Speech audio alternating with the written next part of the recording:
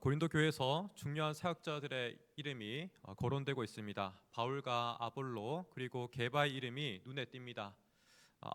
아볼로라는 이름이 가장 그나마 생소할 수 있을 것 같습니다. 사도행전에서는 그가 어떤 사람인지 분명하게 알 수 있습니다. 사도행전 18장 24절에서 이와 같이 말합니다. 알렉산드리아에서 난 아볼로라 하는 유대인이 에베소에 이르니 이 사람은 언변이 좋고 성경에 능통한 자라라고 말합니다. 언변과 그리고 성경에 있어서 능통한 자가 바로 아볼로였습니다. 또한 이어지는 28절에서 그는 고린도 교회로 건너가서 성경으로서 예수는 그리스도라 증언하고 공중 앞에서 힘있게 유대인의 말을 이김이러라라고 증언합니다. 이런 점에서 아볼로는 바울보다도 언변이 탁월했던 사람 같습니다. 특히 고린도 후서 11장 6절에서 바울 스스로가 이렇게 말합니다.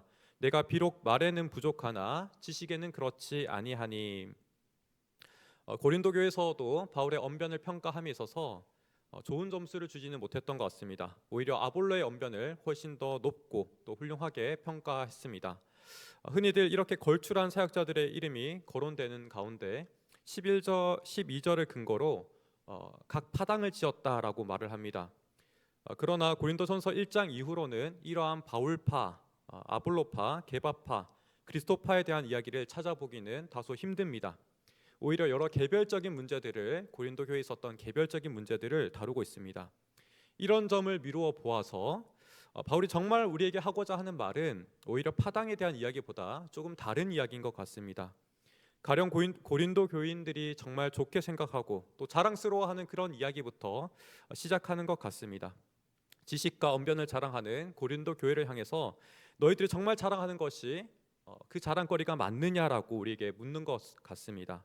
즉 고린도 교회를 훈계하면서 먼저는 그들 자신이 자랑하고 또 긍정하였던 것을 긍정적으로 생각했던 것에서 시작하는 것입니다. 물론 12절을 그냥 마냥 비판하는 것으로 우리가 생각할 수는 없습니다. 고린도 교회니까 나는 땡땡땡에게 속했다라고 말하는 것을 전혀 우리가 이해하지 못할 것으로 받을 것은 아닙니다.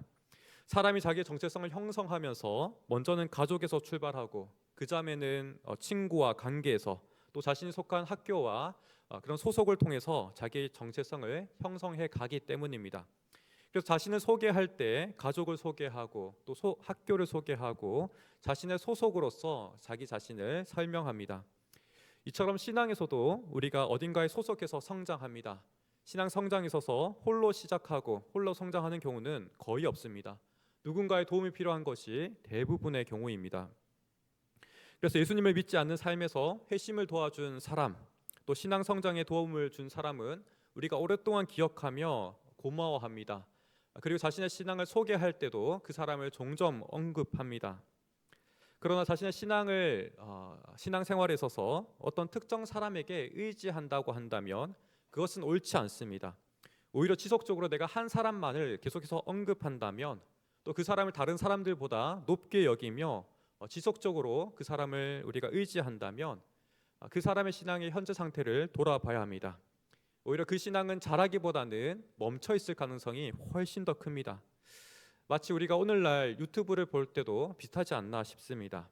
우리가 어떤 한 채널을 보게 되면 유사한 영상들이 계속 소개됩니다. 그것만 바라보면 다양한 것들을 맛볼 수 없고 그 사람의 세계가 넓어질 수가 없습니다. 다른 영역을 차례로 배워가면서 폭넓고 전체를 바라봐야 되는데 그렇지 못한 것이죠. 다양성을 인정하지 못하고 자신만의 방식에 갇혀 있기 쉽습니다. 저 또한 신앙을 이렇게 자라면서 돌아본다면 점점 좁게만 바라보며 어떤 하나만 크게 보았던 것 같습니다. 그것만 너무 중요해서 벗어나지 못했던 그런 한 단계가 있었습니다. 신앙이라는 것을 한편 돌아본다면 그 자리에 너무 큰 것만 우리가 중요하게 생각하면 자라지 못하고 멈춰 있기 쉽습니다. 지금에 와서 다시 생각해 보면 신앙이라는 것은 참 상상할 수 없을 만큼 정말 넓고도 큰 세계라는 것을 깨닫습니다. 그렇게 어떤 특정한 한 사람만이 절대적인 기준이 될 수가 없습니다. 이 사람에게서는 이것이 장점이고 또 저 사람에게서는 또 다른 부분이 장점입니다. 그래서 오히려 크게 보기 시작하면 여러 사람들이 서로 균형적으로 보이기 시작합니다. 누가 더 크고 누가 더 작은 것이 아니라 모두 다 주님 안에서 균형적으로 우리가 볼 수 있습니다. 궁극적으로는 예수 그리스도의 그 은혜만이 우리에게 가장 크게 보이며 그 은혜만이 점점 선명해집니다. 우리 또한 신앙을 넓고도 또 풍요롭게 바라보기를 간절히 원합니다. 믿음의 선진들 또 영적인 거장들을 우리가 직감적으로 만날 수는 있겠지만 어느 한쪽만을 절대화하지 않기를 바랍니다. 균형적으로 인정하고 받아들이며 오직 예수 그리스도의 그 은혜만을 높일 수 있는 우리 모두가 되기를 간절히 소망합니다. 12절에서 한 주석가가 이렇게 평가하는 것이 기억에 남고 인상이 깊었습니다. 실제로 나는 바울에 속한다 이 문장에서 유일하게 한 단어인 나라는 이 단어가 바울이 대항해서 논쟁하는 대상이다 이렇게 말합니다. 좀 더 다시 한번 기억하시라고 정돈해서 말씀드리면 나는 땡땡땡에게 속한다는 문장에서 나라는 단어가 바울이 맞서서 논쟁하는 대상이다 이렇게 정리할 수 있습니다. 이런 점에서 바울과 게바에게 어떤 문제가 있는 것이 결코 아닙니다. 오히려 자신의 영적 성장과 자기 만족에 머물러 있는 그 상태를 자랑하는 것이 가장 큰 문제였습니다. 고린도 교회 사람들이 일정 수준에 있는 어떤 영적인 성장을 이룬 것이 분명히 사실일 것입니다. 먼저는 바울을 통해서 명쾌하고 바른 진리의 씨를 받았을 것입니다. 또한 아볼로를 통해서 유대인들이 함부로 할 수 없을 만큼 복음의 선명한 진리를 듣고 배웠을 것입니다. 또 베드로를 통해서 우리가 추정한다면 결단력 있는 신앙과 또 실천적인 신앙을 보고 배웠을 것입니다. 그러나 문제는 자신들의 경험한 어떤 특정한 한 영역만을 절대화하고 가장 크게 여겼던 것이 문제였습니다. 그러하기에 지금 여기서 언급하는 바대로 나 한 사람을 절대화하는 것 그것이 아니라 나의 성장의 경험한 부분에서 어떤 특정 부분을 절대하는 것이 아니라 다른 부분도 우리가 균형적으로 배우고 성장하기를 간절히 바랍니다. 저 또한 계속해서 배우고 성장하기를 힘쓰고 있지만 한때 어떤 한 사람만 지나치게 중요하다라고 외치며 집중했던 경험이 있습니다. 돌아보면 그 정도가 너무 지나쳐서 정말 절대화하다시피 높이지 않았나 싶습니다. 당시에 다른 입장을 가진 사람이 이것을 비판하고 균형적인 시각을 가지라고 권면했을 때 혼자 마음이 상하기까지 했던 것 같습니다. 비판한 그 사람과 거리를 두고 또 한편으로는 혼자 마음을 속상해했던 그런 경험들이 떠오릅니다. 당시에는 입장이 다른 사람이 비판하면 그것을 받아들이기 쉽지 않았지만 그래도 시간이 지난 다음에 감사한 것은 하나님의 은혜로 말미암아 그 비판에 다시 귀를 기울이고 책과 또 다양한 방법을 통해서 신앙을 확장할 수 있었습니다. 그래서 이제는 다름을 확인한다 할지라도 먼저는 그를 통해서 배우려 하고 하나님의 풍성한 은혜를 깨닫고 또 경험했던 순간들이 계속해서 축적되고 있습니다. 하나님의 다양한 역사와 일하심을 그렇기 때문에 인정하지 않을 수가 없습니다. 그런 과정마다 고백하자면 신앙의 한 지평이 또 신앙의 한 지식의 체계가 한 지평이 열린 것과 같이 새로운 세상이 열리는 것 같은 그런 경험을 하곤 합니다. 물론 이런 일들은 지금 또 멈추지 않고 계속해서 일어나고 있습니다. 때로는 제가 책망받기도 하고 새롭게 교정되기도 합니다. 끊임없이 배우지 않을 수가 없습니다.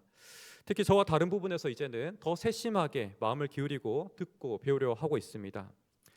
이에 반해서 12절에서 너무 특이한 것은 나는 그리스도에게 속한 자라고 말하는 사람까지 등장한다는 점입니다. 바울 그리고 아볼로 게바뿐만 아니라 나는 그리스도에게 속한 자라고 말하는 것이 너무 특이하지 않습니까? 그러나 우리가 가장 흔하게 또 범할 수 있는 또 다른 한 측면이기도 합니다. 어느 누군가를 비판하면서 자신만이 가장 본질에 속했다라고 말하는 사람이 있다면 아마 가장 이와 유사한 경우가 아닐까 합니다. 너는 바울에게 속했냐? 너는 아볼로에게 속했냐? 너는 게바에게 속했냐? 나는 그렇다면 그리스도에게 속했다라고 말하면서 오히려 다른 사람들을 차단하고 그들을 정죄하는 모습이기 때문에 그렇습니다. 그렇게 이 말 또한 대단히 우리가 조심해야 되는 또 한 말이기도 합니다. 타인의 신앙을 판단하면서 정작 그리스도를 또 아볼로와 게바와 바울과 같은 그 동의성상에 우리가 격화시킬 수 있기 때문에 그렇습니다. 정작 그리스도께서 의도하지 않는 그 부분으로 우리가 가르침을 낮은 수준으로 끌어내릴 수 있기 때문에 그렇습니다. 그러하기 때문에 우리가 정말 조심해야 되는 또 다른 한 말이기도 합니다.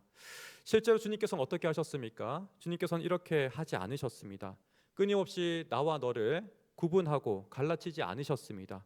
오히려 하나님의 향한 그 사랑으로 서로를 묶으시고 공통되게 서로 안에 있는 주님의 사랑을 깨닫게 하셨습니다. 바울과 아볼로와 게바 안에 있는 그 하나님의 사랑을 오히려 선명하게 하시고 각 사람의 가진 다름을 은사로서 세워주시고 인정해 주셨습니다. 그렇지 않다면 주님께서는 12제자를 부르심에 있어서 그토록 다양한 사람들을 부르지 않았을 것입니다. 또한 바울 또한 사도로 부르지 않았을 것입니다. 그리하여 우리가 이미 그리스도 안에서 한 몸됨을 분명히 함과 동시에 우리가 마땅히 서로 사랑해야 할 한 몸임을 주님께서는 계속해서 강조하셨습니다. 또한 친히 제자들과 교회를 위해서 자신의 몸을 내어주시고 죽기까지 하셨습니다. 또한 성령을 주셔서 우리가 하나 되게 하여 주셨습니다. 그러나 안타깝게도 서로를 경계짓고 가르는 일은 오늘날에도 교회 안에서 계속해서 있습니다. 새로운 흐름을 만들어내기 원하는 사람들은 때로는 전통을 비판하면서 극단으로 치우치기도 합니다. 또 전통 안에 있는 교회는 어떻습니까? 신앙의 세대 간에 서로를 구분짓기도 합니다. 이전 세대가 경험한 것과 또 새로운 세대가 경험한 것들이 서로 상이하기 때문에 각자가 경험한 바를 오히려 지나치게 크게 여기며 서로를 인정하지 않는 모습들이 있습니다. 또 때로는 자신이 양육받은 한 목회자를 지나치게 높이며 새로운 것을 배우기를 거절할 때가 있습니다. 이처럼 서로의 차이를 크게 본다면 우리는 계속해서 성장하기가 대단히 어렵습니다. 이 또한 사실 엘리트주의에 머물러서 더 이상 성장하기를 멈추는 또 한 모습과 같습니다. 어느 모습이든 우리가 영적인 엘리트주의에 갇혀 있다면 신앙의 성장을 이룰 수가 없습니다. 오히려 분쟁하며 퇴보하기가 쉽습니다. 이러한 고린도 교회와 비교하여서 바울은 여러 인물들을 간접적으로 언급하며 신자가 추구해야 될 방향을 분명하게 밝혀줍니다. 특별히 14절에 있는 가이오라는 인물을 눈여겨볼 부분입니다.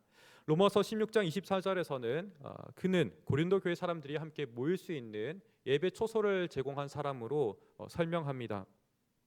자신의 어떠함을 자랑하지 않았고 또 오히려 자신의 집을 내어주어서 공동체를 세우는데 힘썼던 사람입니다. 진정으로 예수님의 가르침을 따르고 또한 바울의 가르침을 따라서 자신의 성장뿐만 아니라 함께 성장하기를 도모했던 그러한 사람입니다. 바울이 언급한 다른 사람들 그리스도보와 또 스데바나 또한 동일할 것입니다. 그리고 궁극적으로 바울은 17절에서 이와 같이 말합니다.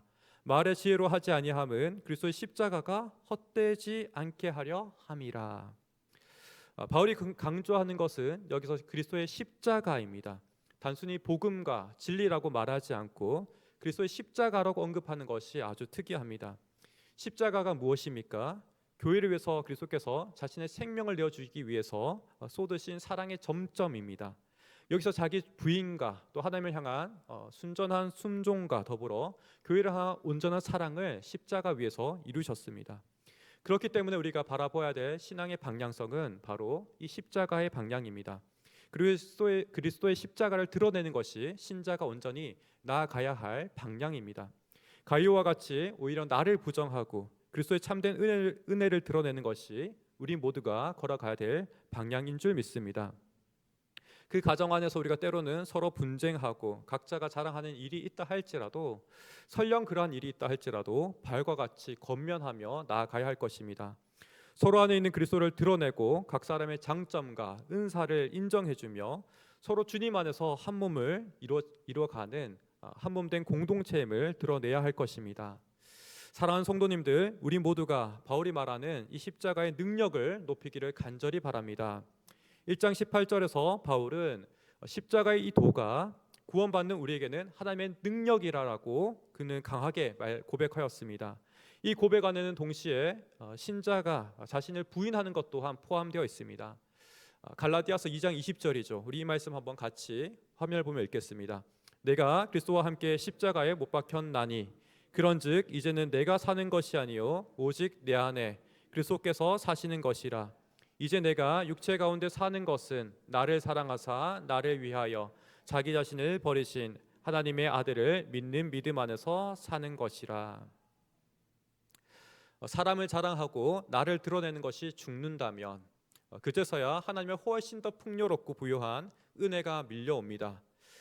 단순히 하늘로부터 임하는 것이 아니라 교회 안에 있는 각 사람, 각 지체를 통해서 우리가 서로로 배우고 서로를 통해서 성장할 수 있습니다.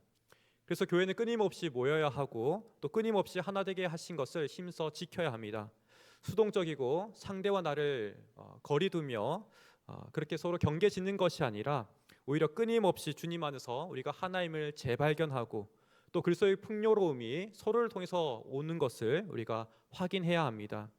바라기는 이 자리에 계신 성도님들이 먼저 이와 같이 살아가기를 간절히 소망합니다. 우리가 좋은 것은 이어받고 또 새롭게 배울 것은 우리가 반겨맞으며 배우기 원합니다.